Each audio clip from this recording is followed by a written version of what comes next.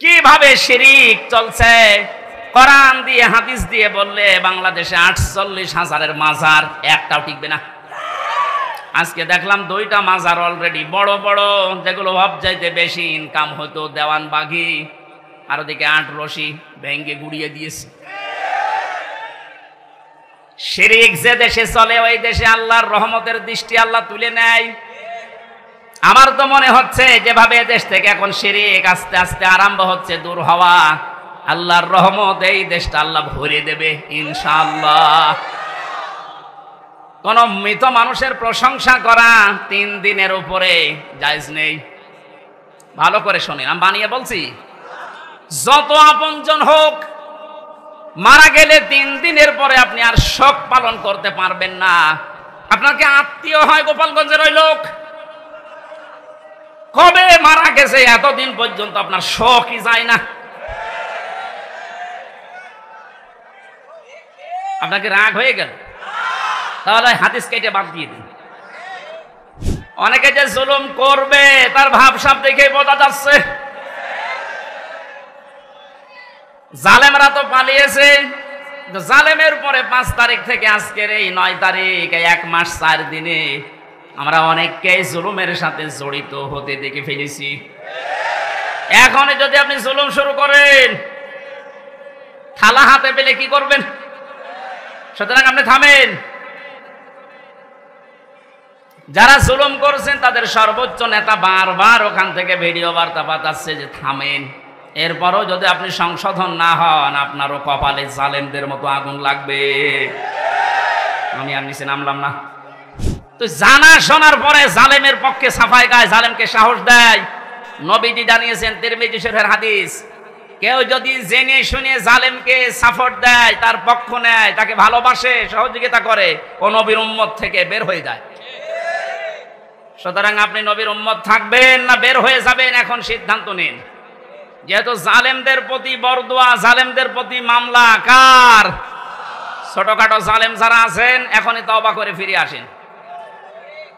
আমার বংশ, আমার বাড়িতে এই যে এবি থানা, আগে সদর থানায় ছিল, এখন এবি থানা, হালসা না ডাবিরাফিটা, বংশের 100 জনের 98 জন আওয়ামী লীগ করত। ওরা আমার মনে হয় যে শক্ত আওয়ামী লীগ, ওরা বঙ্গবন্ধুকে মনে করতো সেকেন্ড নবী। 5 তারিখের পরে বিকাল আসতে আসতে আমার কল দিয়ে বলছে, বাবাজি আমরা সব পাল্টিয়ে গেছি। পাল্টিয়ে গেছে মানে এখন আমরা সব জামাত ইসলামী করি। কিসের জামাত? আপনি যা করেছেন এই 15.5 বছর আগে ওটা শোধ হবে, এরপরে জামাত ইসলাম। পৃথিবীর কোন সৃষ্টি যদি আল্লাহর চাদর নিয়ে টান দেয়, আল্লাহ তাকে জমিনে আছাড় দিয়ে অপমান করে। এর বাস্তব প্রমাণ এই 5 তারিখের আগে জালেমরা ধরাকে সরাজ্ঞান করে এমন কোন বিষয় নেই, বিভাগ নেই যেখানে ওরা অহংকার আর তাকাব্বুরি বড়ত্ব দেখায়নি। আল্লাহ পাক ধরেছেন এমন কায়দায়, ওয়ালাহুম আযাবুম মুহিন। চ্যানেলটি সাবস্ক্রাইব করে আমাদের সঙ্গেই থাকুন।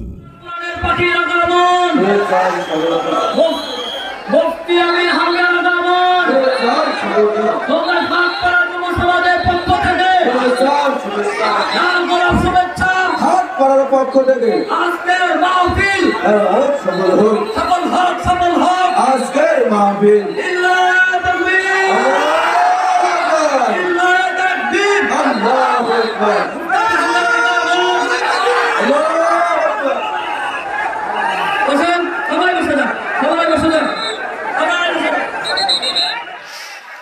আলহামদুলিল্লাহি রাব্বিল মাশরিকাইনি ওয়া রাব্বিল মাগরিবাইন আল্লাযী খালাকা কুল্লা শাইইন যাওজাইন ওয়া আওজাবা আলাইনাল ইহসানা বিল ওয়ালিদাইন ওয়া নাশহাদু আল্লা ইলাহা ইল্লাল্লাহু ওয়াহদাহু লা শারীকা লাহু ওয়া আশহাদু আন্না মুহাম্মাদান আবদুহু ওয়া রাসূলুহু সাজ্জাদুল কাওনাইন সাল্লাল্লাহু আলাইহি ওয়া আলা আলিহি ওয়া সাহবিহি ওয়া আতবাইহি আজমাইন লাইলা ওয়া নাহারান في الطرفين فقد قال الله تعالى في كلامه المجيد وبرهانه التوحيد أعوذ بالله من الشيطان الرجيم بسم الله الرحمن الرحيم تبارك الذي بيده الملك وهو على كل شيء قدير الذي خلق الموت والحياة ليبلوكم أيكم أحسن عملا وهو العزيز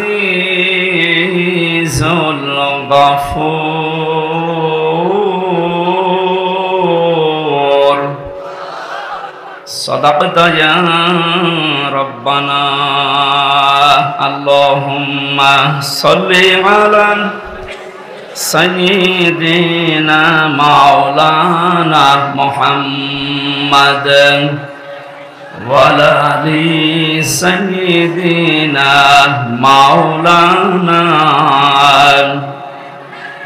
আমাদের প্রভু এক নবীর উম্মত জীবন বিধান ওই শিবানী কোরআন তবে কেন এখনো হে মুসলমান এক হও করিয়া আহ্বান আলহামদুলিল্লাহ।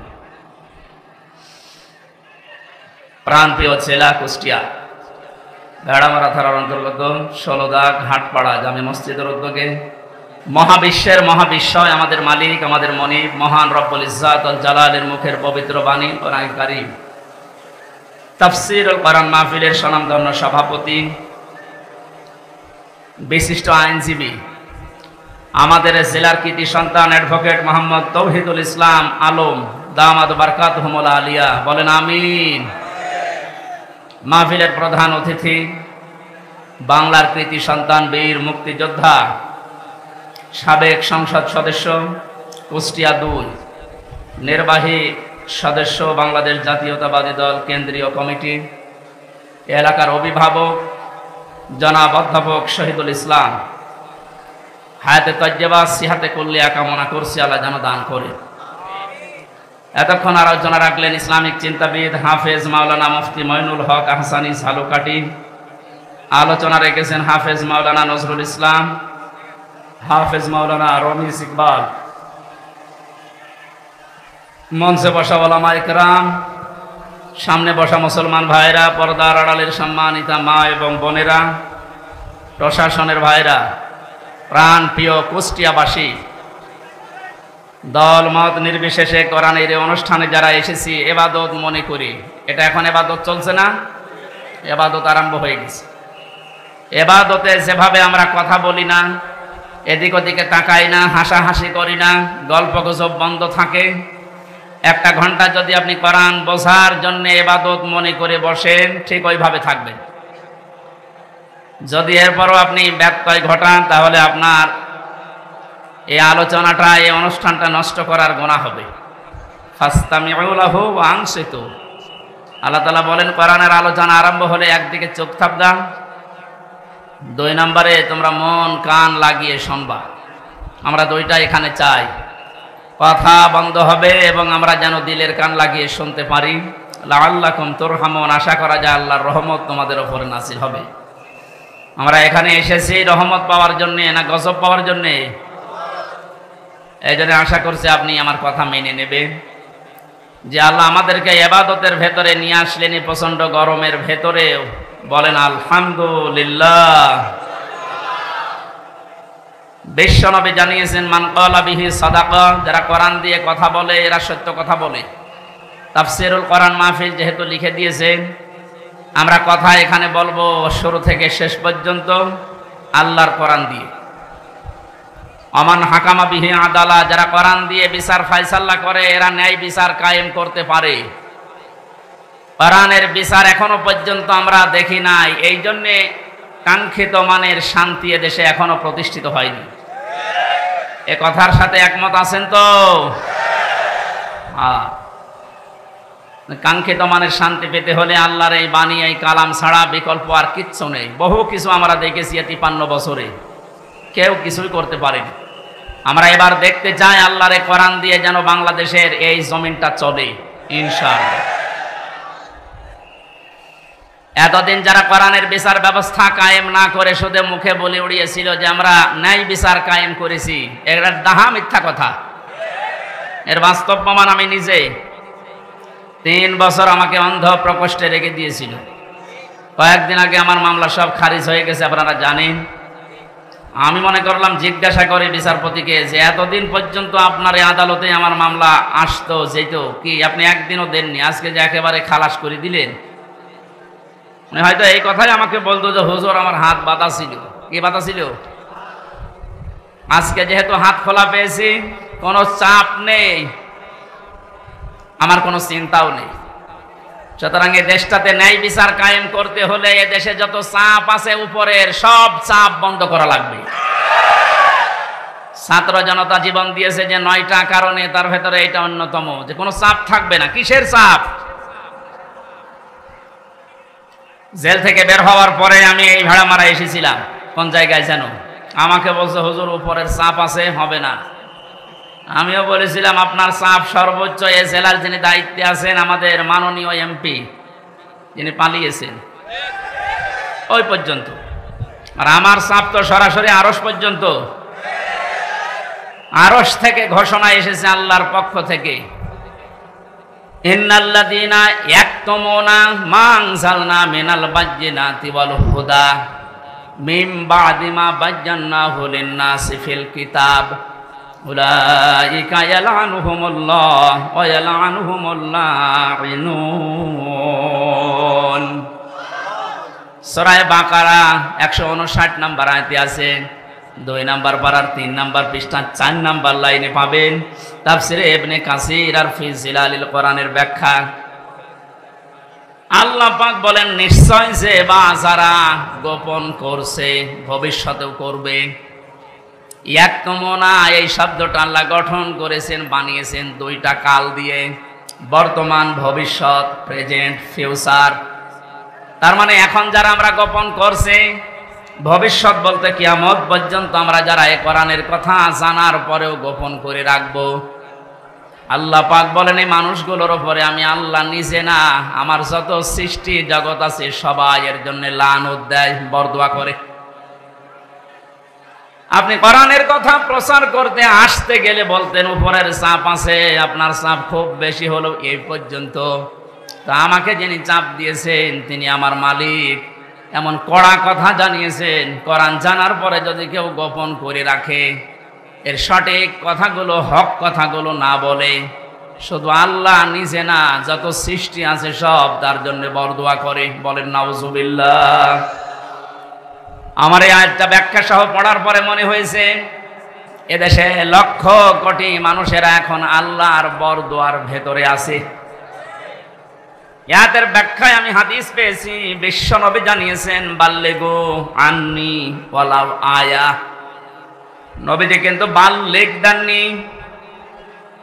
কুষ্টিয়াবাসী, এখানে আমার মনে হয় অনেক আলেম এসেছে, 2 পাশে বসে আছে, স্টেজে আছে। বাল্লিগু বহু বচন দিয়েছেন। এ বাল্লিগুর ভেতরে হামজা যেমন আছে, অধ্যাপক শহীদুল ইসলাম নেই, আসতে বলেন। আজকের আলম সাহেব নেই। এ পৃথিবীতে যে আল্লাহ বলে একজন আছে স্বীকার করে, সেই বাল্লিগুর ভেতরে শামিল। তোমরা প্রচার করো সবাই মিলে, আন্নি, আমার পক্ষ হতে, ওয়ালাউ আয়া, যদি একটা আয়াত তোমাদের জানা থাকে। প্রাণ প্রিয় কুষ্টিয়াবাসী, আপনাদেরকে আমি বাঁচাতে চাই। কোরআনের চোখ লাগিয়ে দেখতে পাচ্ছি এই হাদিসটা কিয়ামতে আমাদের বিরুদ্ধে যাবে। সবাই মিলে দায়িত্ব পালন করো, যে যতটুকু জানো, যতটুকু জানা আছে ওইটাও দুনিয়ায় জীবিত থাকতে পৌঁছিয়ে দাও। এ ঘোষণা কার? রাসূলের। কার? আল্লাহর আদেশ মানা যেমন ফরজ, রাসূলুল্লাহর আদেশ মানা কি? বলেন বলেন। নবীজির আদেশ মানাও ফরজ, কারণ তাকে আল্লাহ শারে বানিয়েছেন, শরীয়ত প্রণেতা। তিনি যদি হ্যাঁ বলতেন তামাম দুনিয়ার মানুষের জন্য ওটা হালাল, যদি না বলতেন তামাম দুনিয়ার মানুষের জন্য ওটা হারাম হয়ে যেত। এত বড় পাওয়ার দিয়েছিলেন আল্লাহ পাক নবীকে, পৃথিবী থেকে শুধু পা তুললে আসমানে চলে যেতেন। নবীজি একবার হাতের আঙ্গুলে ভাবে ইশারা দিয়েছিলেন, তার সম্মানে আল্লাহ আকাশের চাঁদ পর্যন্ত 2 টুকরা করে দিয়েছেন। বলেন আলহামদুলিল্লাহ। এত বড় পাওয়ার যে নবীকে দিলেন, তার কথা ছিল সবাই মিলে পৌঁছাবা, কেউ যেন বাকি থাকবা না। একটা আয়াত যদি তোমার জানা থাকে ওইটাও জীবিত থাকতে পৌঁছিয়ে দাও আমার উম্মতদের কাছে। বিদায় হজের ভাষণের সময় নবীজির সামনে মাত্র 1,14,000 কম বেশি এরকম সাহাবী ছিল। নবীজি জানিয়েছিলেন, আজকে যারা উপস্থিত আছো, যে মানুষগুলো আমার সামনে নেই, কিয়ামত পর্যন্ত দুনিয়ায় যারা আসবে, আজকের এই 27টা পয়েন্টের কথাগুলো সব মানুষের কাছে পৌঁছিয়ে দেবে। সেই দায়িত্বর ভেতরে আমার যেমন, আপনি যতটুকু জানেন আপনারও ওই রকম। এটা ফরজ মনে করে যদি আজ আমরা সবাই এই দায়িত্বটা নামাজের মতো পালন করতাম, যে যতটুকু জানি আমি প্রচার করব, বাংলাদেশে কোরআনের অনুষ্ঠানে কেউ বাধা দেওয়ার সাহস পেত না। কে বাধা দিত তখন? সবার দায়িত্ব এইটা। হামজার হয়তো একটু আয়ত্ত বেশি আসে কোরআনে, এই জন্য বেশি প্রচার করবে। আপনি কিছু না হলেও কিছু তো জানেন। আপনি যদি জানেন যে কুল হু আল্লাহু আহাদ, এইটাই প্রচার করা আপনার নামাজের মতো ফরজ। এ পর্যন্ত বোঝাতে পেরেছি? এক কথা বলেন না কেন? আজকে থেকে দায়িত্ব শুধু আলেমদের। বলেন, যে যতটুকু জানেন ওইটাই প্রচার করবেন, তাহলে এই দেশে কেউ আর কোরআন প্রচারে বাধা দেওয়ার সাহস দেখাবে না ইনশাআল্লাহ। আমরা আল্লাহ এবং তার সৃষ্টি জগতের বরদোয়া থেকে, গজব থেকে, লানত থেকে বেঁচে থাকতে পারবো। পক্ষান্তরে অপর পৃষ্ঠায় আল্লাহ জানিয়েছেন, কোরআনে কারিমের জ্ঞান থাকার পরে যদি কোনো মানুষ দুনিয়ার কোনো স্বার্থ পেয়ে সিদ্ধির কারণে গোপন করে রাখে,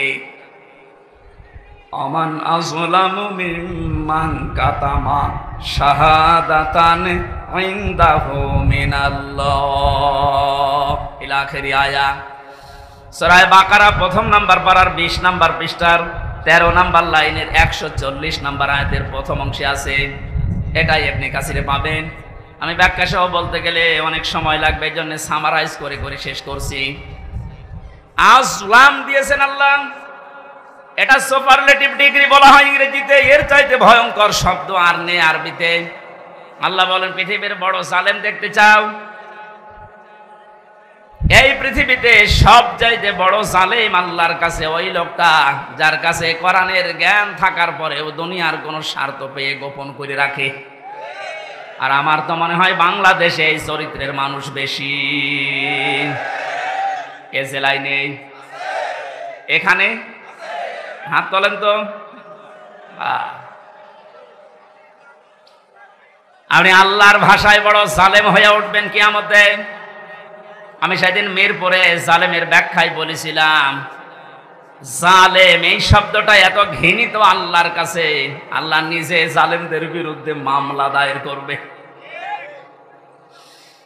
কুষ্টিয়াবাসী সূরা শূরা 42 নম্বর আয়াতের প্রথম অংশ, ইন্নামাল মুমিনুন্নামাস সাবিলু আলাল্লাযিনা ইয়াযলিমুনান নাস। আল্লাহ পাক বলেন, অবশ্যই আমি নিজে মামলা দেব, নিজে কেস করব, অভিযোগ দায়ের করব তাদের বিরুদ্ধে যারা এই দুনিয়াতে মানুষ হয়ে মানুষের উপরে অত্যাচার করছে এবং করবে। আল্লাহ ইয়াজলিমুনাল মুসলিমুনা দেননি যে মুসলমানদের উপরে শুধু অত্যাচার করে তারা আমার মামলার আসামি না। ইয়াজলিমুনান নাস, পৃথিবীতে যে কোনো ধর্ম অনুসরণ করতেই পারে, কিন্তু তো মানুষ, ও কি মানুষের উপরে যারা জুলুম করছে ভবিষ্যতেও করবে। কেন ভবিষ্যৎ দিলেন? আল্লাহ জালিম না দিয়ে ইয়াজলিমুন দিলেন কেন? পৃথিবীতে এখনো অনেকে জুলুম করছে, এমনকি এই পৃথিবীতে অনেকে এখনো টার্গেট নিয়ে আছে ভবিষ্যতে জুলুম করবে। এটা আমি বেশি বলে ফেললাম। অনেকে যে জুলুম করবে তার ভাবসাব দেখে বোঝা যাচ্ছে। জালেমরা তো পালিয়েছে, জালেমের পরে 5 তারিখ থেকে আজকের এই 9 তারিখ, 1 মাস 4 দিনে আমরা অনেককেই জুলুমের সাথে জড়িত হতে দেখে ফেলেছি। এখন যদি আপনি জুলুম শুরু করেন, থালা হাতে পেলে কি করবেন? সুতরাং আপনি থামেন। যারা জুলুম করছেন তাদের সর্বোচ্চ নেতা বারবার ওখান থেকে ভিডিও বার্তা পাঠাচ্ছে যে থামেন।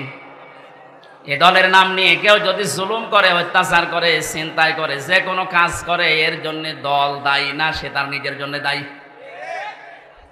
এদেশের মানুষ কন্যা নামে যিনি পরিচিত ছিলেন, আমরা দেখেছিলাম বাতাস একটু ঘুরে গেছে, তখন ভিডিও বার্তা দিয়েছে ছাত্রলীগ এটা আওয়ামী লীগের কোনো অঙ্গ সংগঠন না। এত আদর মহব্বত দেখতাম, অথচ বাস্তবতায় একটু বাতাস ঘুরেছে।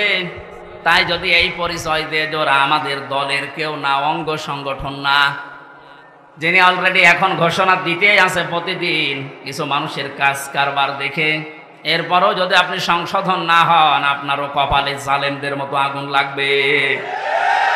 আমি আর নিচে নামলাম না, নাকি আরো নামবো? না, অত নিচে নামা ঠিক হবে না, কারণ এখনো তো ভালো শুরু হয়নি। এই আয়াত দিয়ে যেটা শিক্ষা দিতে চাই, কুষ্টিয়াবাসী, 64 জেলার ভেতরে কুষ্টিয়া আমার কাছে প্রিয়, কারণ এখানে আমার জন্ম। সব জেলার চাইতে আপনাদেরকে বেশি ভালোবাসে একটু, কারণ এখানে আপনাদের সাথে আমার সম্পর্ক একটু বেশি। কথা বলেন ঠিক কিনা?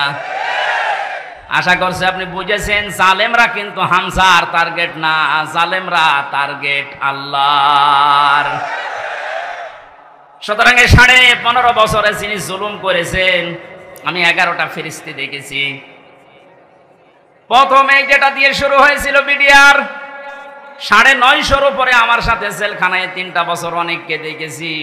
দীর্ঘ শ্বাস যখন ফেলতো, ডাক দিয়ে বলতো হামজা ভাই আর 1 মাস পরে রিটায়ার্ড হয়ে যাব, অথচ 14 বছর জেলে আছি, কিচ্ছু জানি না।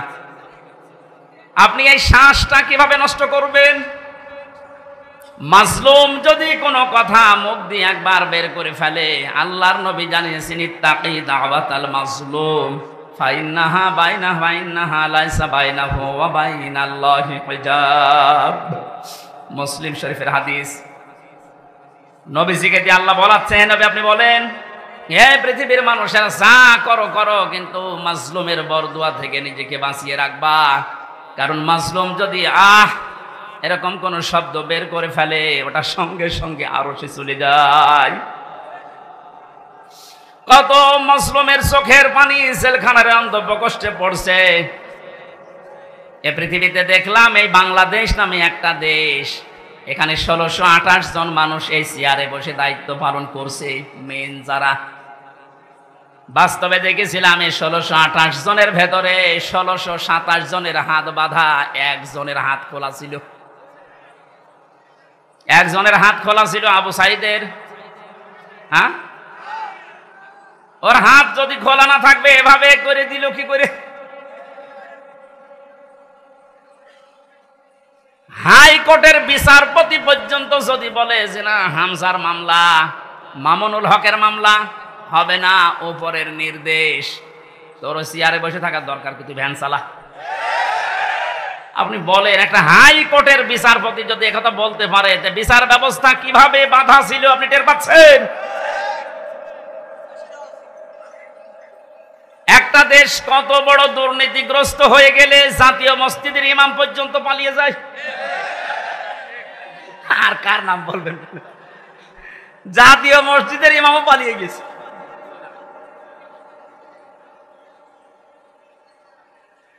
কুষ্টিয়াবাসী, আমি আবার বলছি যে এই মানুষগুলো এই 1628 জন এদের দোসর যারা সব আল্লাহর মামলার আসামি।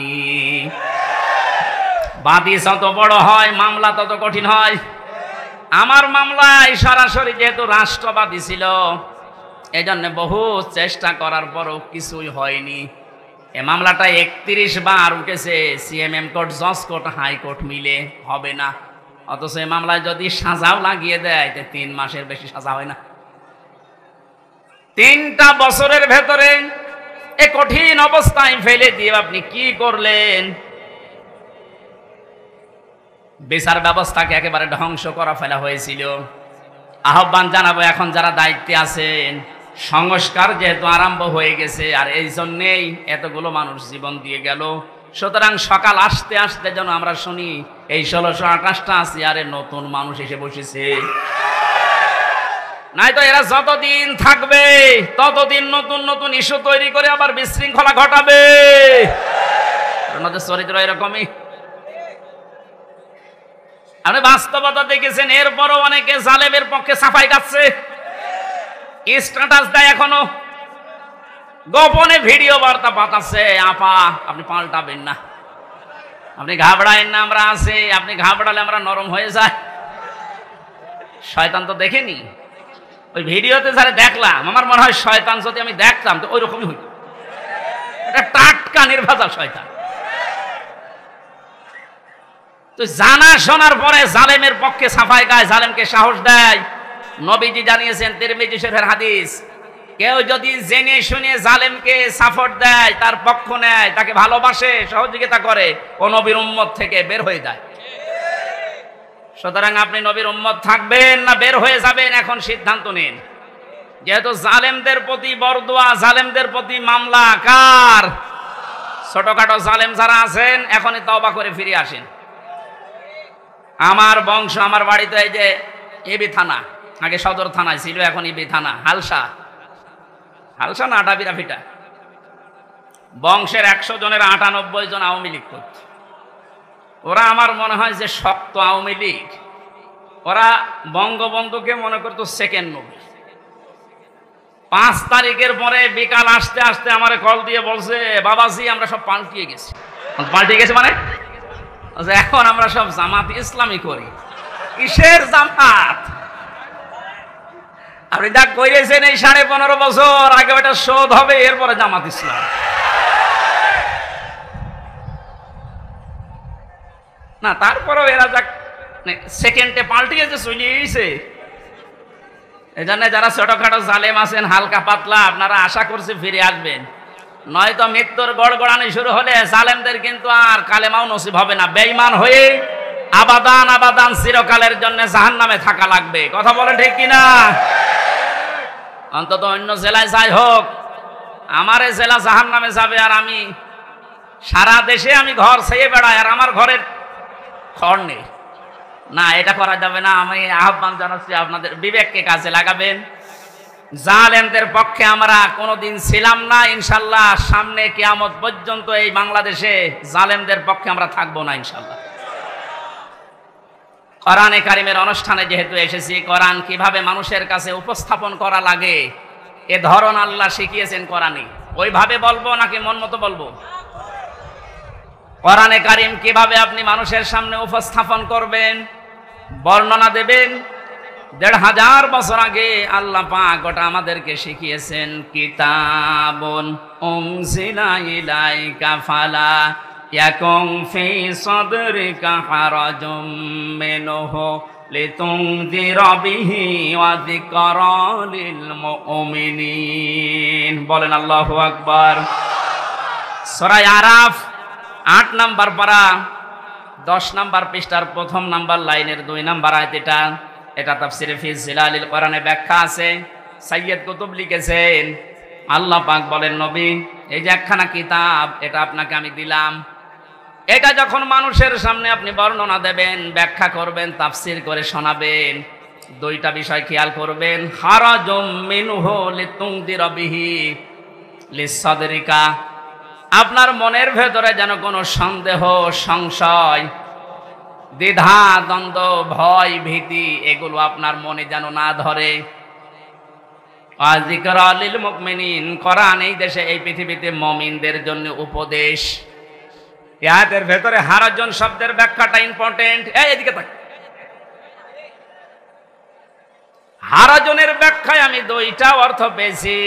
হে নবী, আপনি যখন কোরআনের কথা বলতে যাবেন, অনেক মানুষ আছে না বোঝার কারণে আপনার উপরে মন খারাপ করতে পারে। এরকম মানুষ নেই দেশে? কথা বুঝতেছেন? কোরআন যেভাবে আল্লাহ উপস্থাপন করেছেন, যেভাবে তিনি বর্ণনা দিয়েছেন, ওই ফোর্সে যদি বর্ণনা দেওয়া হয়, অনেক মানুষের সীমিত জ্ঞানের কারণে ওই বক্তব্য বুঝবে না। সেটা উল্টাপাল্টা ধারণা আপনার উপরে আসতে পারে যে হুজুর মনে হয় রাজনীতি করছে। এরকম ধারণা দেশে নেই। দ্বিতীয় নম্বরে,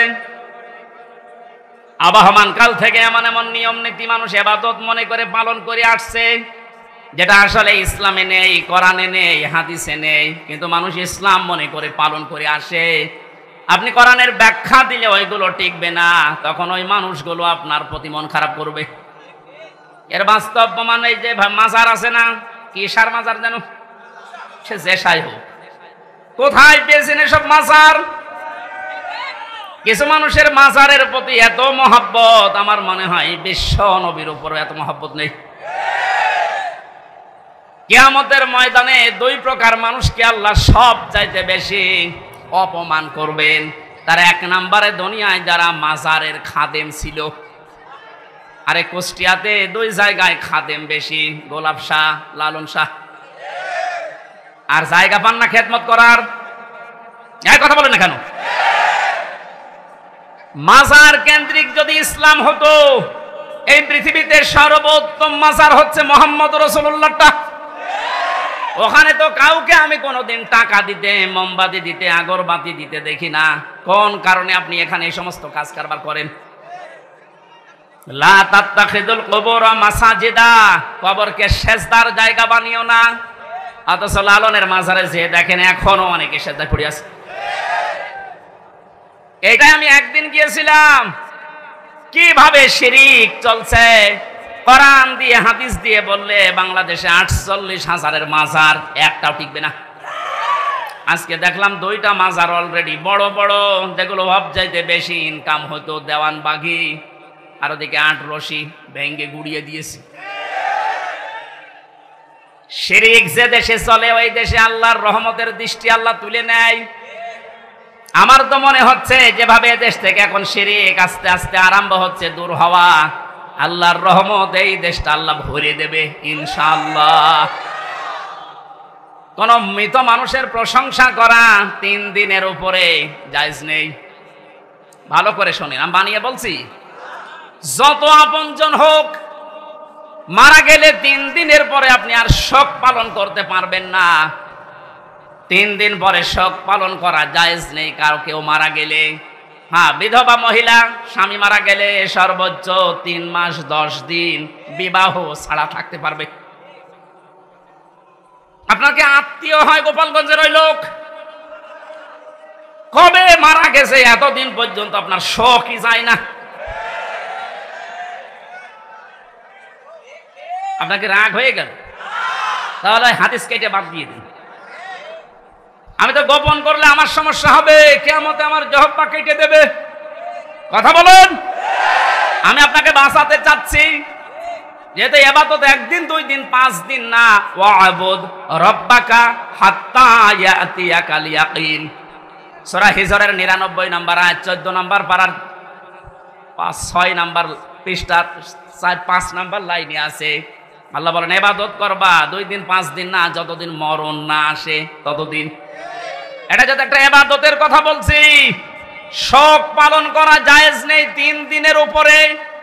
এটা নেই ইমাম হোসাইন মারা যাওয়ার পরে আজও যারা শোক পালন ছাড়েন না, আপনি ইসলামে নেই। এটা একটা বেদাত। এক কথা বলেন না কেন? আপনার মহব্বত ইমাম হোসাইনের প্রতি এত বেশি যে হাই হোসেন করে পিঠের চামড়া তুলে ফেলছেন।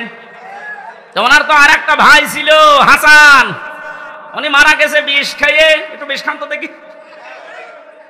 পুরাটা বাটপারি এটা।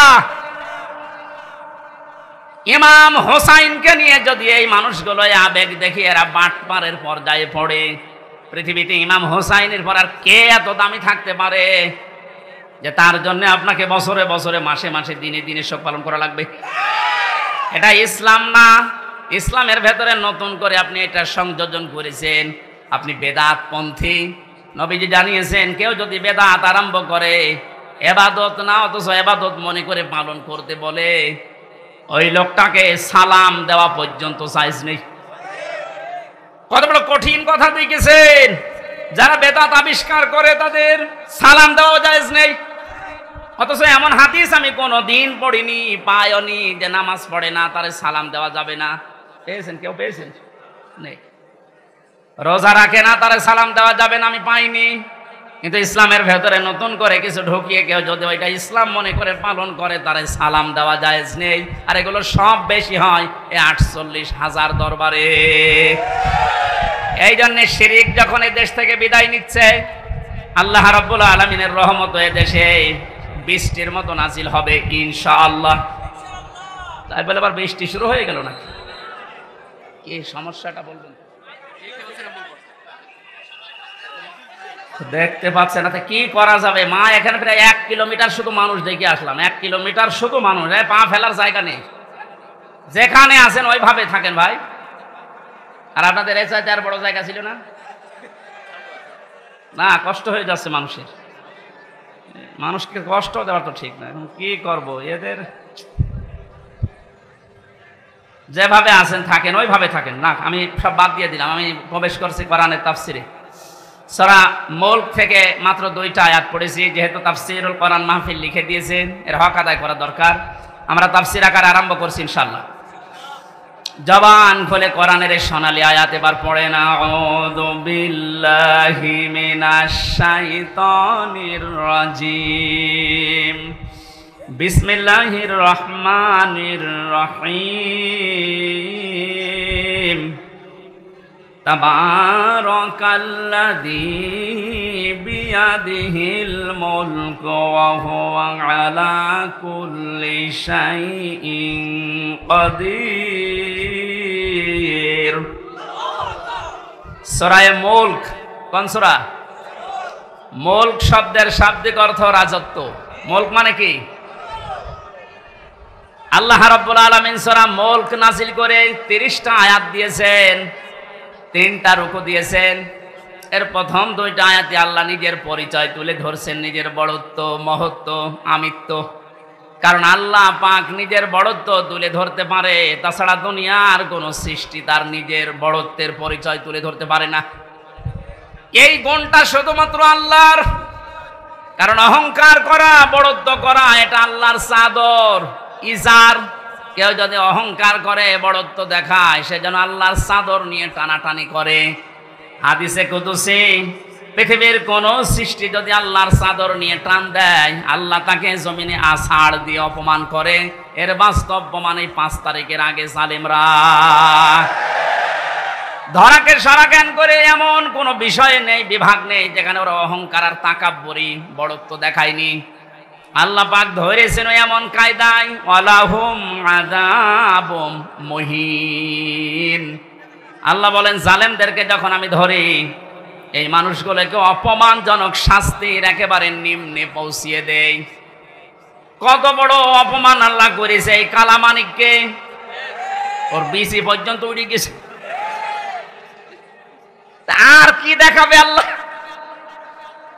যেদিন ওর বিসি উড়ে যায় সেই দিন আমি শুকরিয়া আদায় করেছি, মাবুদ এই লোকটা বিচার ব্যবস্থায় থাকতে যত অবিচার করেছে, ও তো মানুষ ছিল না, একটা টাটকা জানোয়ার ছিল। ওর কারণে যত মানুষ বিনা কারণে দুনিয়া থেকে বিদায় নিয়েছে, মরণের আগে ওই রকম কঠিন শাস্তি ওরে তুমি দিও। একটা দিন যাচ্ছে ওর শাস্তির মাত্রা বাড়ছে। এখন হাসপাতালের বেডে দেখেন পড়ে আছে। বেশি যেহেতু নেই, বাকি জিনিসগুলোর অবস্থাও মনে হয় নড়বড়ে। কথা বলে না কেন? জালেমদেরকে আল্লাহ এভাবে ধরে, মরতে দেরি হবে জালেমদের। কোরআনে কারীম জানাচ্ছে, লাহুম মিন জাহান্নামা মিহাদু ওয়া মিন ফাওকিহিম গাওয়াশ। ওয়া কাযালিকা নাজিজিজ জালিমিন।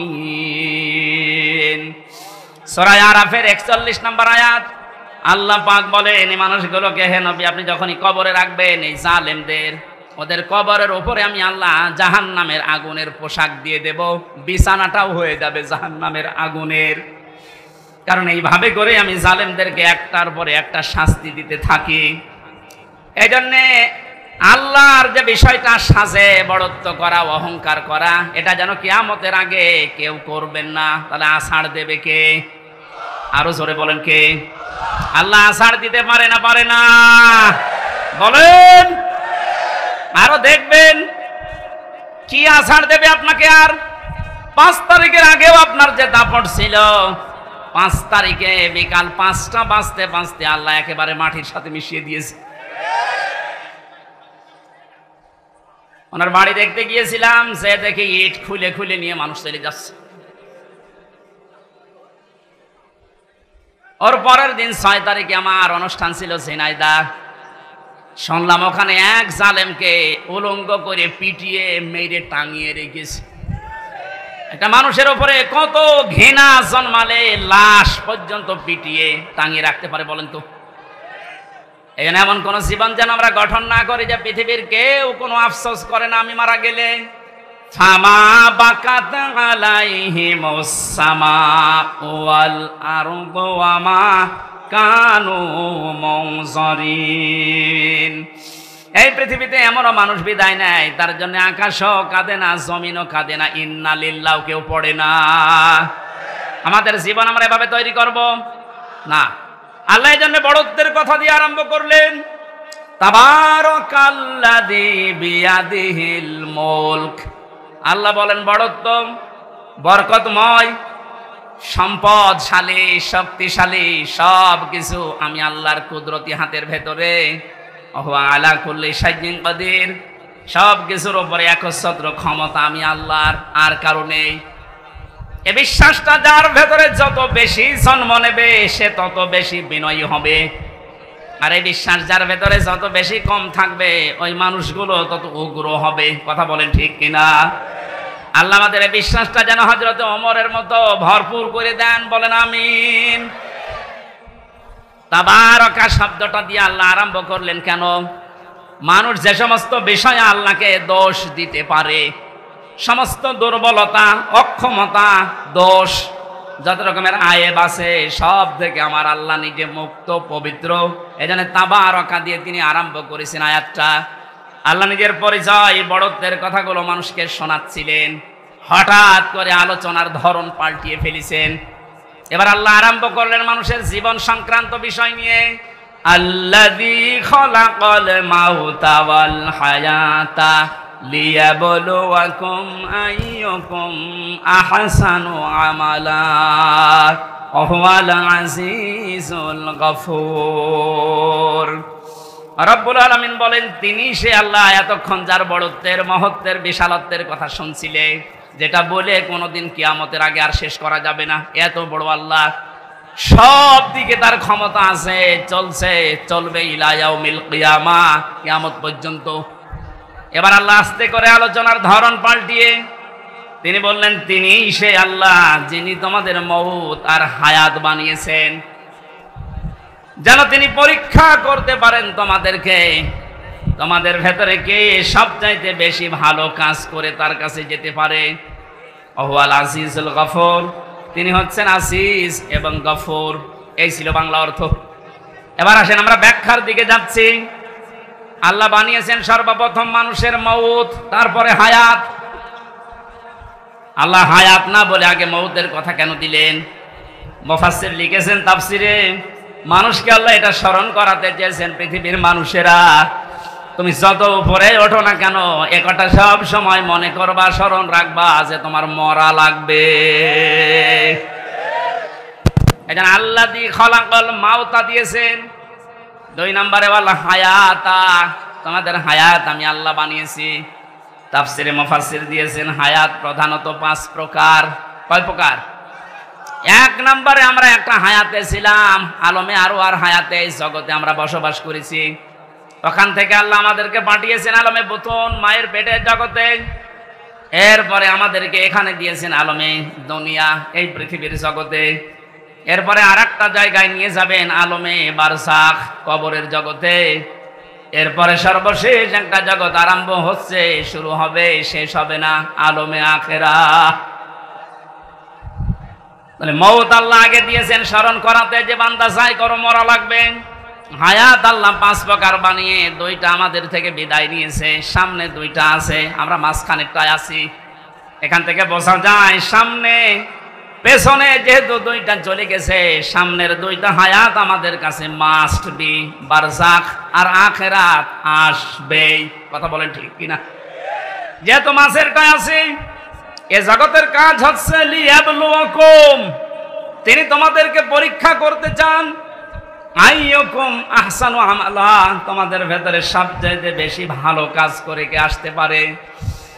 কুষ্টিয়াবাসী খুব খেয়াল করেন আল্লাহর এই কথাকে। তিনি কিন্তু বেশি বেশি কাজ চাননি, তিনি চেয়েছিলেন ভালো কাজ। কি কাজ? কুষ্টিয়াবাসী একটু খেয়াল করেন তো, তাফসির মাহফিলে তাফসির শোনার জন্য মন দিয়ে যারা বসে আছেন, 2টা জগৎ চলে গেছে অলরেডি, আর একটা জগৎ 2টার সামনে আছে। মাঝখানেরটায় আল্লাহ যেটা দিলেন আহসানু আমালা, আল্লাহ বেশি কাজ চান না, তাহলে আকসারু আমালা দিতেন। আল্লাহ দিয়েছেন আহসানু, ইসমে তাফসিল, আমি সবচেয়ে ভালো কাজটা চাই, বেশি কাজ চাই না। বাস্তবে আয়াতের পুরা উল্টা। এই 15.5 বছরে আপনি দেখেছেন বহু কাজের হাতে দিয়েছে, কিন্তু কাজগুলো ভালো হয়নি। কুষ্টিয়ার মেডিকেল কলেজের দিকে তাকান, হওয়ার আগেই ভেঙে পড়ে গেছে। এটা বানিয়ে বললাম। আমি জেলখানায় থাকতে যুগান্তর পত্রিকায় যেই দিন দেখেছি যে বানানোর আগে, উদ্বোধনের আগে পড়ে ভেঙে গেছে। আপনার অত বড় কাজের আঞ্জাম দেওয়া কি দরকার? কাজটা ভালো করে করেন। আল্লাহ বেশি কাজ চান না, আল্লাহ কি চান? আরো জোরে বলেন। কাজটা ভালো হওয়ার জন্য 2টা শর্ত। 1 নম্বরে দেখা লাগবে ওর ভেতর আল্লাহর বিধান আছে কিনা। 2 নম্বরে দেখতে হবে বিশ্ব নবীর জীবনে এরকম কাজ ছিল কিনা। এখন যদি বলেন নবীজির জীবনে হাসপাতাল বানানো ছিল, হ্যাঁ ছিল। বিশ্ব নবী মুহাম্মদুর রাসূলুল্লাহ মানবতার সেবায় যে কাজগুলো করেছিলেন ওই জামানায়, আপনি তার জীবনীতে দেখবেন। এই যে মিডিয়ার কথা এসেছে আজকে আসার সময় বলছিল, এই জন্য মনে পড়ছে আমি বলছি। অনেক মানুষ এখনো পর্যন্ত ফতোয়াবাজি করছে যে নবীজির যুগে যে মিডিয়া, এই টেলিভিশন, এই পর্দা ছিল না। এই প্রযুক্তি যারা ব্যবহার করছে এরা হারাম কাজে আছে। একটা ভ্রান্ত ধারণা এটা। আল্লাহর নবী মুহাম্মদুর রাসূলুল্লাহর জামানায় এই মিডিয়া ছিল, কিন্তু সিস্টেম এভাবে ছিল না। আপনি সিরাত ইবনে হিশাম দেখেন, সিরাত বিশ্বকোষ দেখেন, আর রাহিকুল মাখতুমের ভেতরে আছে ওই জামানার সর্বোচ্চ প্রজেক্টর ছিল, প্রযুক্তি ছিল লাল কাপড়। কেউ যদি বিপদে পড়তেন পাহাড়ের উপরে উঠে লাল কাপড় তিনি উড়িয়ে দিতেন। সব পাহাড়ের পাদদেশে এসে জিজ্ঞাসা করতো কি হয়েছে। এই যে লাল কাপড় উড়িয়ে দেওয়া, এই প্রযুক্তি এটা কাফেরদের তৈরি করা, আবহমান কাল থেকে হয়ে আসছিল। আল্লাহর নবী লাল কাপড় একবার উড়িয়ে দিলেন, পাহাড়ের পাদদেশে এলাকার কুরাইশেরা সব এসে জড়ো হয়ে গেছে। ডাক দিয়ে বলে, ইয়া মুহাম্মদ, কোনো বিপদ? নবীজি বললেন, হ্যাঁ বিপদ। এই পাহাড়ের পাদদেশে একদল সৈন্যবাহিনী আছে, এখনই তোমাদেরকে আক্রমণ করবে। তোমরা যদি সতর্ক না হও। সবাই এক বাক্যে জবাব দিচ্ছে, বলেন আমরা সতর্ক আছি, কি করা লাগবে আমাদের? তিনি তখন বিষয়টা উল্টিয়ে বললেন, আল্লাহর বান্দা বান্দিরা, আমি দেখতে পাচ্ছি আল্লাহর গজবের ফেরেশতারা এই পাহাড়ের পাদদেশে অবস্থান নিচ্ছে। তোমরা যদি আল্লাহর একত্ববাদ স্বীকার করে কালেমার স্বীকৃতি না দাও, এই মুহূর্তে তারা তোমাদের আক্রমণ করবে। কেউ কোনো কথা বলে নাই। নবীজির আপন চাচা আবু লাহাব, সামনে একটা পাথর ছিল, ওটা হাত দিয়ে তুলে নবীজির দিকে যখন নিক্ষেপ করেছিল, ওর মুখ দিয়ে বের হয়েছিল, তাব্বা আলাকা আলিহাদা জামাতানা, ইয়া মুহাম্মদ, হে মোহাম্মদ, তুই এই কথা বলার জন্য আমাদেরকে এক জায়গায় করলি, তুই ধ্বংস হয়ে যা। বলেন নাউজুবিল্লাহ। এই যে ঘটনাটা 2-1 মিনিটে বললাম, আমি কি শিক্ষা পেলাম এখান থেকে? এই যে লাল কাপড় উড়িয়ে দেওয়া, এটা কাফেরদের তৈরি প্রযুক্তি। কথা বলেন না কেন? নবীজি যে এটা ব্যবহার করেছিলাম ইসলাম প্রচার করার জন্য, না ইসলাম ধ্বংস করার জন্য? আজ এই মিডিয়াগুলো যদি ইসলাম প্রচারের জন্য ব্যবহার করা হয় 100% জায়েজ। এটা যদি ইসলাম ধ্বংস করার জন্য ব্যবহার করা হয় এটা 100% হারাম। হ্যাঁ, এখানে একটা মাসলা আছে। পুরুষের জন্য যে সাতরটা এতটুকু আপনার জন্য এই টেলিভিশনে হোক, বাইরে হোক, পর্দায় হোক জায়েজ আছে। ইমাম আবু হানিফা রহমতুল্লাহ আলাইহির মত অনুযায়ী একটা পুরুষের মুখমণ্ডল, হাতের কবজি, পায়ের পাতা এতটুকু বাদ দিয়ে পুরা শরীর যদি ঢাকা রাখে তাহলে একটা মহিলার সামনে আসলে আপনার গোনা নেই। আমি আবার বলছি মাসলাটা, একটা মেয়ে লোক যদি নিজের মুখমণ্ডল, হাতের কবজি, পায়ের পাতা খোলা রেখে চলাফেরা করে, দেখাশোনা করে, জায়েজ আছে, এর দিকে তাকানো জায়েজ আছে। কিন্তু এ যদি খাস পর্দা করতে চায়, হাত মোজা, পা মোজা দিয়ে মুখ ঢেকে শুধু চোখ দুটো বের করে, এটা সর্বোত্তম। কিন্তু বাস্তবতায় যদিও কর্মজীবনে সে বাইরে যেতে চায়, হাতের কবজি, মুখমণ্ডল, পায়ের পাতা খোলা রেখে ও কাজ কারবার করতে পারবে। এটা যদি আপনি সামনে দেখুন যেমন জায়েজ আছে, এ পর্দায় দেখলেও সেরকম জায়েজ আছে। এবার আসেন পুরুষেরটা। আল্লাহর নবী জানিয়েছেন একটা পুরুষের সাতর হচ্ছে মা নাভি থেকে শুরু করে হাঁটু পর্যন্ত। এটা যদি ঢাকা রাখে, বাকি শরীরে কাপড় চোপড় নেই, তার দিকে তাকানো জায়েজ আছে না নেই? 100% জায়েজ আছে, কারণ সাতর ঢাকা আছে। আমরা যেটা নিয়ে এসেছিলাম এই যে আহসানু আমালা, এই শব্দটার ব্যাখ্যা করতে গিয়ে আমি পেয়েছি আল্লাহ যেহেতু বেশি বেশি কাজ চাননি কোরআনে, ভালো কাজ চেয়েছেন। এখান থেকে একটা মাসলা আমি বের করেছি। পৃথিবীতে আমরা একটা বিষয় এখনো পর্যন্ত মনে হয় ক্লিয়ার না, মিজানের পাল্লা। শোনেননি নাম? মিজানের পাল্লা নাম শুনেছেন? এ জিনিস দিয়ে কি করে? আমল মাপে। কি মাপে? আরো জোরে বলেন। এখানে অধ্যাপক বসে আছে, অ্যাডভোকেট বসে আছে, আলেমরা বসে আছে। এই বিষয়টা ক্লিয়ার করব আজকে ইনশাআল্লাহ। কোরআনে কারিমে মাপার যন্ত্রের যে সমস্ত নাম আমরা পেয়েছি, ফাআম্মা মান সাকুলাত মাওয়াজিনুহু ফাহুয়া ফি ঈশাতির রাদিয়া ইলা আখির আয়াত।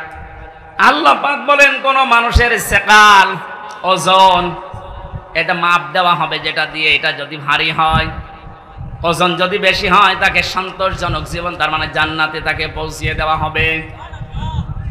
আমাদের দেশ, বিশেষ করে আমি বহু দেশ থেকে এই তথ্যটা পাওয়ার চেষ্টা চালিয়েছি।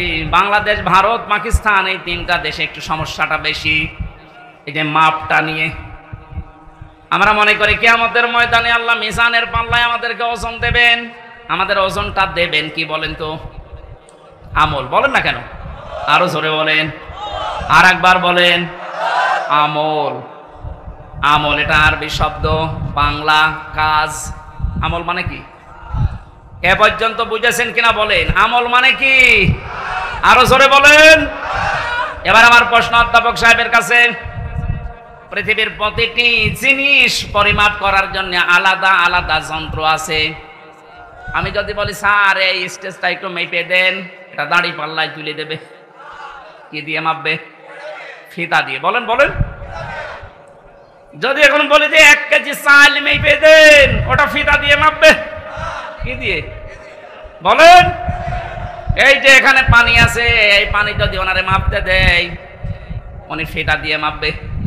এটার জন্য লিটার আছে, সিসি আছে। কথা বলেন না কেন?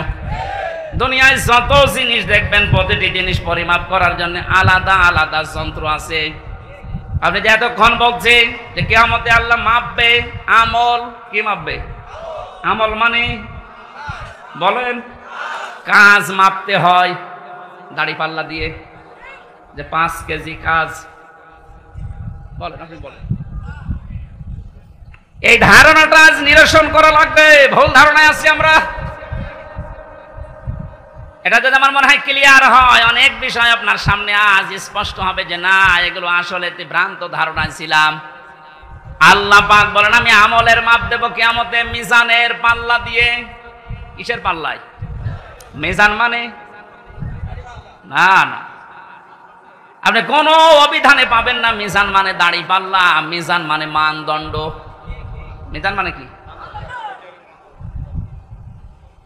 আমাদের হাইকোর্টের সামনে দেখবেন একটা দাড়ি পাল্লা টাঙানো আছে, ওটার নাম কি?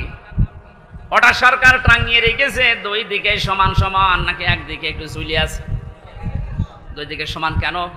সরকার দেশের জনগণকে বোঝাতে চায় এদেশের ইউনিয়ন থেকে শুরু করে জজ কোর্ট, হাইকোর্ট পর্যন্ত যদি কোনো বিচার না পাও, এই সুপ্রিম কোর্টে আসলে ন্যায় বিচার পাবা। এটা ন্যায় বিচারের প্রতীক। দাড়ি পাল্লা কিসের প্রতীক? আমাদেরকে যেহেতু আল্লাহ মাপবেন, আপনি বলছেন আমল, আমল মানে কাজ। আর এখানে কোনো পাগলেও বিশ্বাস করবে না কাজ মানুষ দাড়ি পাল্লাই তুলে দেয় যে 8 কেজি কাজ। এ কথা বলে না কেন? কাজ মাপার জন্য আলাদা কোনো যন্ত্র আছে? কাজ মাপে মানুষ কি দিয়ে? সে মানদণ্ডটা কি? সিসি দিয়ে মাপে না, লিটার দিয়ে মাপে না, ফিতা দিয়ে মাপে না, গজ দিয়ে মাপে না, কেজি দিয়ে মাপে না। কাজ মাপতে হলে লাগে গুরুত্ব। কি লাগে? কাজ মাপতে হলে গুরুত্ব লাগে। এ কাজটা গুরুত্বপূর্ণ এবং গুরুত্বহীন। যতগুলো ইবাদত আল্লাহ দিয়েছেন, 550-র উপরে ইবাদত আমি পেয়েছি। প্রতিটি ইবাদতের ভেতরে কিছু গুরুত্বপূর্ণ জিনিস আছে, আর কিছু ইবাদতে গুরুত্বহীন জিনিস আছে। এই যে আজকের এই প্যান্ডেলটা, এটার গুরুত্বপূর্ণ বিষয় হচ্ছে খুঁটি আরে সামিয়ানা। কথা বলছেন এখন? এখানে গুরুত্বহীন অনেক জিনিস আছে। এই যে এই টেবিল, এই লাইট, এই যে ফুল চলছে, এই ক্যামেরা, এগুলো না হলে কেউ স্টেজ বলবে না, বলবে না? কিন্তু খুঁটি আর সামিয়ানা না থাকলে স্টেজ বলবে। তাহলে এখানে দুইটা গুরুত্বপূর্ণ জিনিস পেয়েছি, আর গুরুত্বহীন জিনিস আরো 7-8টা পেয়েছি। কথা বলেন ঠিক কিনা? আল্লাহ পাক কোরআনে কারিমে যেগুলো গুরুত্বপূর্ণ দিয়েছেন, ওইগুলোর একটাও যদি আপনি না মানেন, বিশ্বাস না করেন, গুরুত্বহীন যত কাজ করেছেন ওগুলো যদি দুনিয়া ভর্তি করা হয়, দাড়ি পাল্লা, মানদণ্ড, গুরুত্ব যাই ওজন করেন, সব শূন্য, জিরো হবে। এবার উদাহরণ একটা করে সেট করছি, দেখ মেলে কিনা। আমরা যারা নামাজ পড়ে আসলাম, এশার নামাজের ভেতরে বাইরে মিলে ফরজ ছিল কয়টা? আরো জোরে। 13টা ফরজের 12টা ফরজ অধ্যাপক শহীদুল ইসলাম আদায় করেছে, একটা আদায় করেনি। ওনার নামাজের সওয়াব হবে 12টা। কয়টা হবে? কিচ্ছু হবে। 13টা ফরজের যদি একটা বাদ দিয়েছে, উনি যদি বলেন না আমি তো 12টা আদায় করেছি, অন্তত 12টা সওয়াব দেন, হবে? কি হবে? জিরো, শূন্য, কিচ্ছু হবে না। এটা যেমন মেনে নিলেন যে হ্যাঁ এটা ঠিক আছে, আপনার বাস্তবতার সাথে কিন্তু এটা মিলছে না। না, আমি 12টা আদায় করলাম, একটা করি নাই, আমার 12টা সওয়াব দেন। আপনি এখানে জোর করতে পারবেন আল্লাহর সাথে? বলেন। কারণ গুরুত্বপূর্ণ জিনিস, এ খুঁটি না থাকলেও এটা স্টেজ না, এ সামিয়ানা না থাকলেও স্টেজ না। হ্যাঁ, ওয়াজিব আছে, যেটা যদি কেউ ভুল করে 1-2টা, তাহলে তারা জরিমানা দেওয়া লাগে, সহসেজদা দেওয়া লাগে, এটা দিলে আবার পূর্ণ হয়ে যায়। কিন্তু যেটা খুঁটি আর সামিয়ানা, এটা যদি আপনার জীবনে না থাকে, কেউ এটাকে স্টেজ বলবে না। কিন্তু 4 কাপ না থাকলে স্টেজ বলবে না, এটা না থাকলে স্টেজ বলবে না। এক কথা বোঝেন? এখান থেকে আপনি মাপেন। জীবনে গুরুত্বপূর্ণ কাজ আল্লাহ এই কোরআনে দিয়েছেন 500। একটা নামাজ, একটা রোজা, একটা হজ, একটা যাকাত, এভাবে 500টা আপনি একটা করে কোরআন থেকে বের করেন। এর ভেতরে দেখবেন একটা আছে, এই পৃথিবীতে আল্লাহর দিন কায়েম করা লাগবে। নামাজ পড়া যদি আপনার কাছে রাজনীতি মনে না হয়, রোজা রাখা যদি রাজনীতি মনে না হয়, দিন কায়েমের কথা যারা বলে এটা রাজনীতি যদি মনে হয়, আপনার একটা খুঁটি বাদ চলে গেছে। যান আপনি এবার মাপ দেন তো দেখি, আপনি কয়টা সওয়াব পান? আপনি আমল মাপতে এসেছেন, ও মনে করে মিজানের পাল্লা মানে দাড়ি পাল্লা, এদিকে 10 কেজি সওয়াব তুলে দেবো, এদিকে 8 কেজি গোনা তুলে দেবো, মাঝখান থেকে 2 কেজি বেশি। এক লোক আর শুনেছিল যে কোরবানির পশমে পশমে সওয়াব হয়, ওর সমর্থ ছিল না, গরু চুরি করে এনে কোরবানি। ইমাম সাহেব তাহাজ্জুদের নামাজ পড়তে বসে দেখছে গরু নিয়ে যাচ্ছে, এই কোথায় পেলি? চুরি করে নিয়ে যাচ্ছে। কি হবে? কোরবানি দেব। কোরবানি দেবে তাও চুরি করে। বেশি চিল্লাবেন না, আপনার ফতোয়ায় আমি পালন করছি। গত সময় আপনি বললেন যে কোরবানি দিলে এরকম এরকম সওয়াব হয়, প্রতি পশমে পশমে নাকি। আমার তো উপায় নেই, সামর্থ্য নেই, করব কি? সওয়াব থেকে বঞ্চিত হতে পারবো না, যদি চুরি করে নিয়ে আসলাম গরু। কালকে সকালে কোরবানি জবাই করব। চুরি করলে গুনাহ হয় আমিও জানি, এই যে কোরবানি দেব সওয়াব হবে, পশমে পশমে নাকি হবে। সওয়াব আর গুনাহ যদি কাটাকাটি হয়ে যায়, মাঝখানে গোশত খাবো পাও। বাংলাদেশে অনেক মানুষের চিন্তা চেতনা এখন এইরকম। 500টা ফরজ বিধান আমল, এর 499টা করে, আর একটা কথা শুনলে তখন জঙ্গি, জিহাদ, রাজাকার উল্টাপাল্টা নাম দেয়। উনি যদি 12টা ফরজ আদায় করে একটা আদায় না করে সওয়াব না হয়, জিরো হয়, শূন্য হয়, আপনার জীবনের আমল আল্লাহ যেদিন মাপ দেবে, গুরুত্বের ভিত্তিতে গুরুত্বপূর্ণ কাজ করেননি, গুরুত্বহীন কাজ করে ভরে রেখেছেন, আপনিও জিরো হবেন, শূন্য হবেন। আল্লাহ ভালো কাজ দেখতে চেয়েছেন, আর ভালো কাজ এই 500-র উপরে দুনিয়ায় আর নেই। এখন যদি 500 আয়াতের ব্যাখ্যা ভালো কাজগুলো একটা একটা করে করা হয়, আমি যতগুলো ভালো কাজ দুনিয়ায় কোরআন থেকে বের করতে পেরেছি, একটা বই আছে, আমি জেলখানার ভেতরে, এটিএম আজহারুল ইসলাম সাহেব আমাকে পাঠিয়েছিল যে হামজা এটা পড়ো, খুব গুরুত্বপূর্ণ তথ্য এর ভেতরে আছে। সৌদি আরবের লেখক একজন, প্রোডাক্টিভ মুসলিম। এ বইটার ভেতরে ইংরেজিতে করা, আরবিতে করা ভার্সন দেওয়া আছে। পড়াটা পড়ে এই 3 বছরের ভেতরে মনে হয় 7-8 বার আমি শেষ করেছি। এখান থেকে যে তথ্যগুলো পেয়েছি তার অন্যতম এইটা, কোন মানুষ যদি ভালো কাজ করতে চায়, কোরআনের উপরে দুনিয়ায় কোনো ভালো কাজ, আরো জোরে বলেন, আমানা আমিলা বিহি উজিরা, যারা কোরআন দিয়ে কাজ করবে এদের কাজের পুরস্কার আল্লাহ নিজে দেবেন। জোরে বলেন আল্লাহু আকবার। তাহলে নামাজ যেমন কোরআনে আছে, রোজা আছে, হজ আছে, যাকাত আছে, এই কোরআনে কারিমে আল্লাহর দিন কায়েমের কথাও আছে।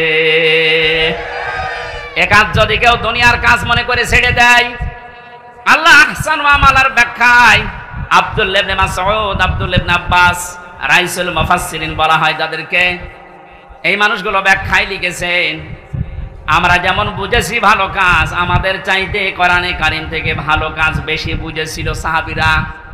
কথা বলেন না কেন? হযরতে মুআজ মুআজ্জির দিকে তাকিয়েছেন, মাত্র 11 বছর 13 বছর, তারা কিন্তু আহসান ওয়া আমালা বুঝেছিল যে ভালো কাজ কোনটা।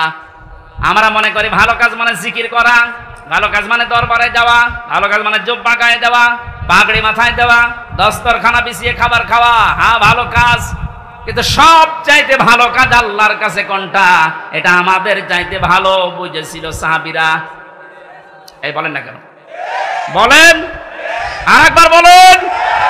তাকান তাদের দিকে, কি বুঝেছিল তারা? এতটুকু বয়সে আল্লাহর দিন কায়েমের জন্য নিজের হাঁটুর উপরে, পায়ের গোড়মোড়ের উপরে ভর করে উঁচা হয়েছে, যেন আমি জিহাদের ময়দান থেকে বাদ না পড়ি। আল্লাহর দিন কায়েমের জন্য এত চেষ্টা চালিয়েছে যে এইটাই ভালো কাজ। আর আমরা এখান থেকে যত পিছতে পারি, ফাঁকি দিতে পারি, তত নিজেকে ধন্য মনে করছি। আহুয়াল আজিজুল গফুর। আল্লাহ বলেন এই কাজ করলে 2টা নাম আমি ব্যবহার করলাম। তাহলে আমার আলোচনার বিষয় হচ্ছে পৃথিবীর যত ভালো কাজ আছে সব চাইতে আল্লাহর নিকটে ভালো কাজ হচ্ছে আল্লাহর জমিনে আল্লাহর এই বিধান পালন করা। কথা বলেন না কেন? এটা যতদিন পর্যন্ত রাষ্ট্রীয়ভাবে কায়েম করতে না পারবেন, ইচ্ছা করলেও আপনি ভালো কাজ করতে পারবেন না। এ কাজ করতে গিয়ে যদি ভুল ত্রুটি হয়ে যায়, কোন দোষ ত্রুটি হয়ে যায়, আল্লাহ বলেন আমি আজিজুল গফুর, আমি তোর জন্য গফুর হয়ে দেখা দেব, অপরাধগুলো মাফ করে দেব।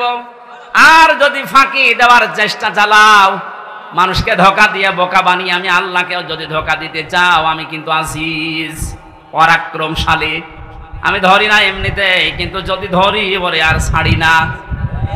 ভালো কাজ বলতে আল্লাহ যেটা বুঝিয়েছেন, রাসূল যেটা বুঝেছেন, সাহাবীরা যেটা পালন করেছেন, আমাকে সহ প্রত্যেককে আল্লাহ এই ভালো কাজে আঞ্জাম দেওয়ার তৌফিক দিন। বলেন আমিন। এখানে আসার পরে কয়েকটা মাসলা আমাকে জিজ্ঞাসা করেছে, হুজুর মসজিদের টাকা মেরে খাওয়া কি? এটা আবার ফতোয়া দেওয়া লাগবে?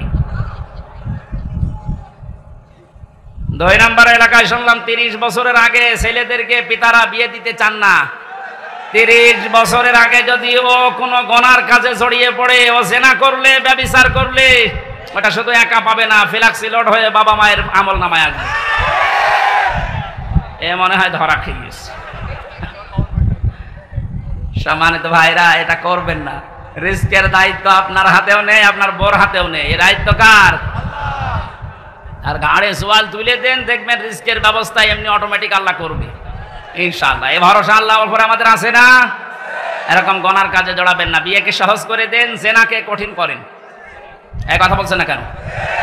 আল্লাহ আমাদেরকে, আমি প্রচন্ড গরমে ভেতরে ঘেমে শোধ চলছে, আমার গলাও ব্যথা করছে, আর ঘন্টা পার হয়ে গেছে, আমি আর কথা বলতে চাচ্ছি না। আগামীতে কোনো জায়গায় আসলে একটু আগে তুলে দেবেন, আর শীতের সময় মাহফিল নেবেন, গরমের সময় আর নিয়েন না। আল্লাহুম্মা আমিন। লা ইলাহা ইল্লা আনতা সুবহানাকা ইন্নী কুনতু মিনাজ জালিমিন। ও মাবুদ, আমার প্রাণ প্রিয় জেলা কুষ্টিয়া ভেড়ামারা থানার অন্তর্গত ষোলদা ঘাটপাড়া যুব সমাজের উদ্যোগে কোরআনে কারিমের অনুষ্ঠানে হাজার হাজার মানুষ আমরা হাজির হয়েছি কোরআন শোনার জন্য। এত ব্যস্ত যারা, এ মানুষগুলোকে কোরআনের হেদায়েত দিয়ে দাও। যত যুবকেরাই মাহফিলের জন্য এই 9 দিনের ভেতরে শ্রম দিয়ে এটা খাড়া করেছে, দাঁড় করিয়েছে, এ মায়েদেরকে, যে মা এই সন্তানদেরকে পেটে নিয়েছে, ওই মায়ের পেট খাদিজার মতো বানিয়ে দাও। মা বোনদেরকে তুমি খাদিজার মতো জীবন দান করো, রোগ শোক থেকে তাদেরকে বাঁচাও। এ মাহফিলের সম্মানিত সভাপতি তৌহিদুল ইসলাম, আল্লাহ তাআলা তোমার তাওহীদ নামের কারণে তাকে মাফ করে দাও, তার বাবা মাকে ক্ষমা করো, তার জীবনটা তুমি মেহেরবানি করে কবুল করে নাও। এ মাহফিলের প্রধান অতিথি আমাদের জাতীয় সংসদ সদস্য, সাবেক বাংলার কৃতি সন্তান, বীর মুক্তিযোদ্ধা, হাজার হাজার ছাত্রের উস্তাদ অধ্যাপক শহীদুল ইসলাম। তার জীবনের ভালো কাজগুলো কবুল করে নাও, অন্যায় কাজ যেগুলো করেছে আল্লাহ তুমি মাফ করে দাও। আল্লাহ তাআলা এই আসনের মাননীয় জাতীয় সংসদ সদস্য সাবেক ছিলেন জনাব আব্দুল ওয়াহিদ, তার কবরটা তুমি জান্নাতুল ফেরদাউস বানিয়ে দাও। যত মানুষ এলাকায় মাটির নিচে আছে, যারা ঈমান নিয়ে আছে, মাফ করে দাও রব্বুল আলামিন। আমার প্রাণ প্রিয় জেলা কুষ্টিয়া, এখানে কোনো জালেম যেন আর বসবাস করতে না পারে, আল্লাহ তুমি তাদেরকে দেখো। বাংলার জমিন থেকে যেভাবে তুমি জালেম বিতাড়িত করেছো, কিয়ামতের আগে কোনো জালেম যেন আর চেয়ারে বসতে না পারে। আমাকে মুক্ত জীবনে যখন ফিরিয়ে দিয়েছো, আল্লাহ আমার কণ্ঠটা তুমি ছেড়ে দাও, কোরআনের কথাগুলো সহজ সরল ভাষায় বলার তৌফিক আমাকে ভিক্ষা দাও। বারাকাল্লাহু লানা ওয়া লাকুম ফিল কোরআনিল আযীম। আহসানু আমালার ব্যাখ্যায় তুমি যেগুলো জানিয়েছো, সব চাইতে বড় ভালো কাজ তোমার দৃষ্টিতে তোমার দিন কায়েম করা, জীবনের শেষ দিন পর্যন্ত এই কাজে জড়িত থাকার তৌফিক দাও। বারাকাল্লাহু লানা ওয়া লাকুম ফিল কোরআনিল আযীম। এদেশটা দ্বিতীয়বার স্বাধীন করার জন্য যারা জীবন দিয়ে গেল, আল্লাহ এই ছাত্রী বোনদেরকে তুমি শাহাদাতের মর্যাদা দিয়ে দাও। যারা অসুস্থ আছে এদেরকে শেফায়ে কামিলা আজেলা নসিব করো। সারা জীবন অপরাধ করে জীবনটা নষ্ট করে ফেলেছি, আমাদের অপরাধের দিকে তাকিও না, তোমার রহমতের দিকে। গফফার।